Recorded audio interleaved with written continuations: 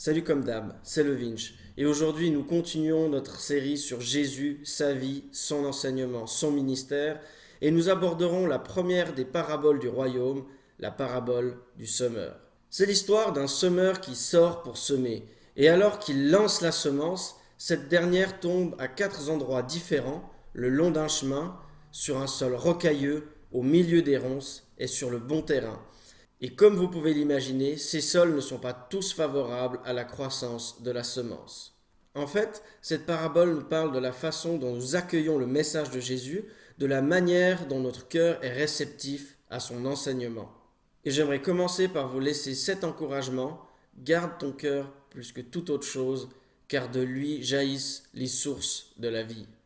Avant d'attaquer la parabole à proprement dit, quelques remarques préliminaires. Premièrement, le chapitre 13 de l'évangile de Matthieu marque un tournant narratif dans le récit. En effet, jusque-là, Jésus s'adressait à ses contemporains principalement dans des synagogues. À partir de ce chapitre, Jésus va délaisser les synagogues pour aller à la rencontre des gens de l'extérieur. Ce tournant narratif marque une rupture entre Jésus et les autorités religieuses de son époque, une rupture qui s'accentuera et qui trouvera son apogée à la croix. Deuxièmement, la parabole du semeur est l'une des rares paraboles à être accompagnée par une explication. Cette explication est d'autant plus paradoxale qu'entre cette dernière et la parabole elle-même, Jésus explique qu'il enseigne en parabole justement pour ne pas être compris par tout le monde. Si le but d'une parabole est de ne pas être comprise par tout le monde, pourquoi inclure une explication ? Ici, ce qui est important de retenir, c'est que l'auteur veut s'assurer que le lecteur comprenne bien la parabole. Pour Matthieu, cette parabole devait donc revêtir d'une importance particulière. Troisièmement, la parabole est un style littéraire spécifique. Et Jésus est celui qui a utilisé le plus largement ce style littéraire dans son enseignement. D'ailleurs, dans le reste du Nouveau Testament et même de la Bible, nous trouvons que très peu de paraboles. Nous pouvons en conclure que c'est réellement Jésus qui a enseigné ces paraboles. Matthieu 13, les versets 1 à 9. Ce jour-là, Jésus sortit de la maison et s'assit au bord du lac. La foule se rassembla autour de lui, si nombreuse qu'il monta dans une barque où il s'assit. Toute la foule se tenait sur le rivage. Il leur parla en paraboles sur beaucoup de choses. Il dit: un semeur sortit pour semer. Comme il semait, une partie de la semence tomba le long du chemin. Les oiseaux vinrent et la mangèrent. Une autre partie tomba dans un sol pierreux où elle n'avait pas beaucoup de terre. Elle leva aussitôt parce qu'elle ne trouva pas un terrain profond, mais quand le soleil parut, elle fut brûlée et sécha, faute de racines. Une autre partie tomba parmi les ronces. Les ronces poussèrent et l'étouffèrent. Une autre partie tomba dans la bonne terre. Elle donna du fruit avec un rapport de 100, 60, 30 pour 1. Que celui qui a des oreilles pour entendre, entende. Comme nous l'avons vu la semaine passée, le terme royaume peut soit faire référence à un monde à venir, soit être un synonyme de Jésus. Ici, dans ce texte, c'est la deuxième signification qui doit être privilégiée. En effet, Matthieu veut que le lecteur comprenne que celui qui est en train de semer, c'est Jésus. En fait, Jésus est en train d'expliquer comment, avec la même semence, avec le même enseignement, il puisse y avoir des résultats si différents. Comment est-il possible qu'au travers du message de Jésus, certains reçoivent la vie et d'autres rien ? Pour comprendre la réponse du texte à cette problématique, la citation d'Ésaïe que nous trouvons au verset 14 et 15 est significative.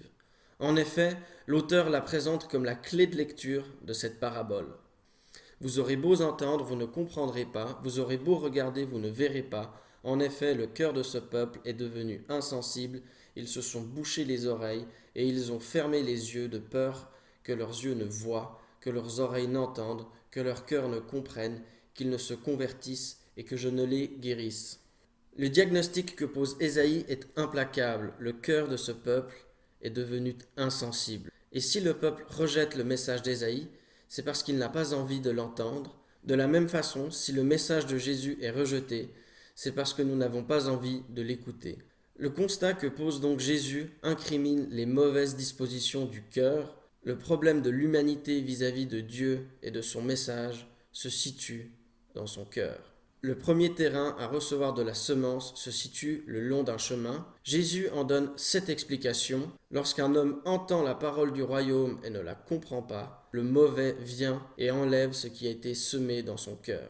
Le premier terrain stérile à recevoir l'enseignement de Jésus est un cœur qui ne comprend pas. Tout comme le sol d'un chemin se durcit à force d'être piétiné pour ne plus laisser entrer la semence, de la même façon, ce type de cœur est hermétique à l'enseignement de Jésus. Ici, le terme comprendre ne se limite pas à une compréhension intellectuelle, mais il comprend aussi une intelligence pratique, une capacité à mettre en œuvre le message de Jésus. Le deuxième terrain à recevoir de la semence est un sol rocailleux. Le texte nous dit « Celui qui a reçu la semence dans le sol pierreux, c'est celui qui entend la parole de Dieu et l'accepte aussitôt avec joie. Mais il n'a pas de racine en lui-même, il est un homme d'un moment, et dès que surviennent les difficultés ou la persécution à cause de la parole, il trébuche. » Le deuxième terrain stérile à recevoir la parole de Jésus, c'est l'enthousiaste. Le texte le décrit comme étant l'homme d'un moment, c'est-à-dire d'un homme vivant exclusivement dans le présent, dans la jouissance de l'immédiateté. Lorsqu'il entend la parole du royaume, il l'accepte aussitôt avec joie, mais dès que surviennent les difficultés, il abandonne. En somme, l'enthousiaste veut être enthousiasmé. Son problème, c'est qu'il apprécie seulement ce qui est fun, ce qui est cool, ce qui est épanouissant. À partir du moment où suivre Jésus implique une forme de sacrifice ou lui demande de changer, l'enthousiaste arrête tout. Le troisième cœur à être stérile à l'enseignement de Jésus se situe au milieu des ronces. Le texte dit « Celui qui a reçu la semence parmi les ronces, c'est celui qui entend la parole, mais les préoccupations de ce monde et l'attrait trompeur des richesses étouffent cette parole et la rendent infructueuse. » Le dernier cœur stérile à l'enseignement de Jésus, c'est le préoccupé. En effet, le texte nous rapporte que ce sont les préoccupations et l'attrait des richesses qui prennent toute la place.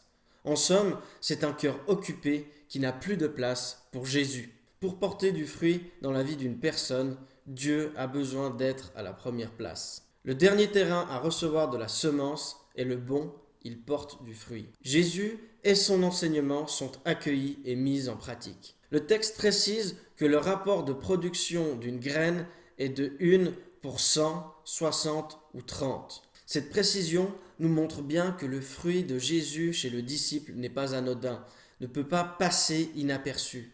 Toute la parabole culmine sur ce point, quelle est ta façon d'accueillir et de mettre en œuvre la parole du royaume? Et pour répondre à cette question, le texte t'invite à regarder aux fruits que Jésus porte dans ta vie. Est-ce que je grandis en amour, en service, en pardon, en bienveillance? Suis-je transformé par l'Évangile? J'aimerais te laisser avec cette promesse que Jésus est venu accomplir. Je vous donnerai un cœur nouveau et je mettrai en vous un esprit nouveau. Je retirerai de votre corps le cœur de pierre et je vous donnerai un cœur de chair. C'est mon esprit que je mettrai en vous. Ainsi, je vous ferai suivre mes prescriptions, garder et respecter mes règles.